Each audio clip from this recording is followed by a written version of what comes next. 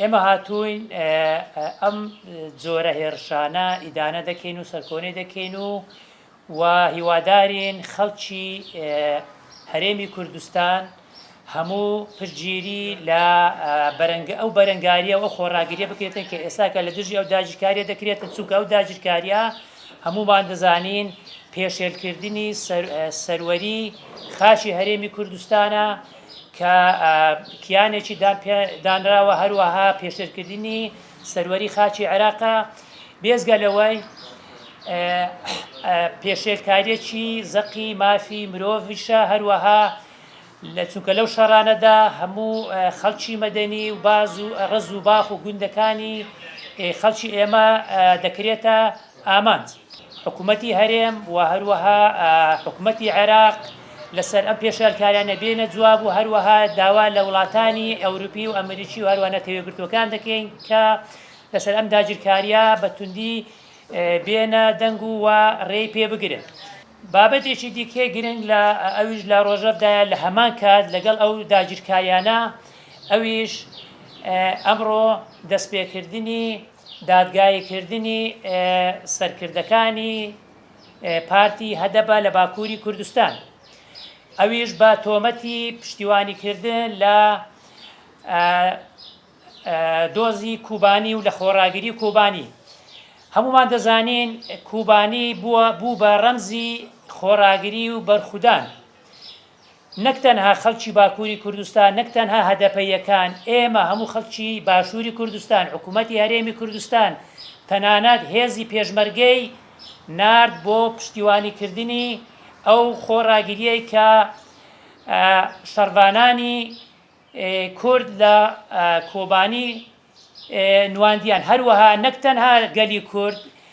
گەلانی دۆست هەروەها هاوپەیمانی نێودەوڵەتی بە هەموو هێزیەوە پشتیوانی لە دۆزی کوبانی کرد پێیان دەڵێن ئەو دادگاییکردنە دادگاییکردنی گەلی کووردە ئێمە پێیان دەڵێن و بە هەموو ئەوانە دەڵێن کە ئەو جۆرە با بڵێن پاداشت و ئەوانە دەکات پێیان دەڵێن ئەو سەرکردانە ئێمە لە ناو دڵی ئێمەدانە لە ناو دڵی 50 ملیۆن کوردانە لەبەر ئەوە ئەو بڕیارە شتێک لە ناو کورد پەیدا دەکاتیان ئەویش هێڵی خیانەت هێڵی جاسوسیکردن بەسەر یەکتری زیاد دەکاتن ئێمە بە توندی ئەو بڕیارەش ئیدانە دەکەین و لە دژی دەوەستینەوە و بە بڕیارێکی با بڵێن دژی مافی مرۆڤ و دژی نەتەوەی کورد دەزانین وەکو تێزانی ئەو نێزێ مە هەکی بوو سەرلێدانێ مە لە حزبێ vê derê hebûn civaka sivîl hebûn li kesê medenî hebûn ji bo dozal hemberê HDP hatibû vêkirin ji bo qepatkirina HDP hatibû vêkirin me piştgirî hemî civaka başûr ji hizbê siyasî û pêşengê leng xwast belê vê hêlê de jî rastî piştgirîkî gelekî xwert çêbû ji me re me jî hemî endamê me jî û partî û rêxistinê me jî hêzekî gelekî mezin jê girt em ji bo vê yekê jî spasiyê xwe dikin îro doz dest pê kir wekû tê zanîn li Enqereyê îro dozê dest pê kir rastî destpêkirina dozê de jî gele pirsgirêk çêbûn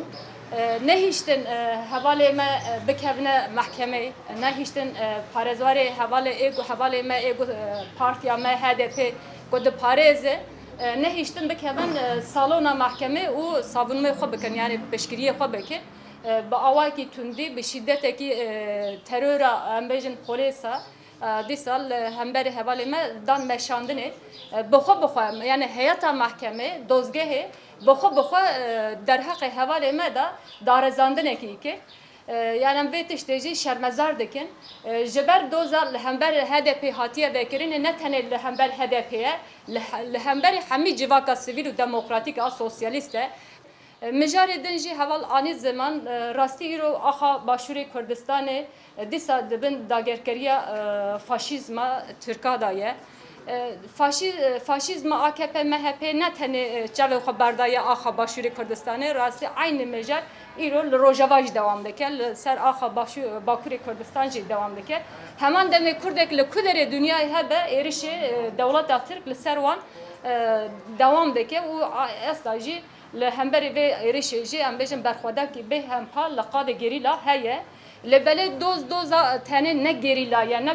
berxwadaniya gerilla em bêjin eva faşizm AKP MHP ê were şkîneştin gere berxwedaniyekî civakî hebe gere berxwedaniyekî siyasî hebe gere berxwedaniyekî netewî hebe bi rihekî netewî em dîsa doza xwe têkin yek netewiya xwe ava bikin îro em dixwazin vê bangewaziyê jî bikin rastî di nav Hezbê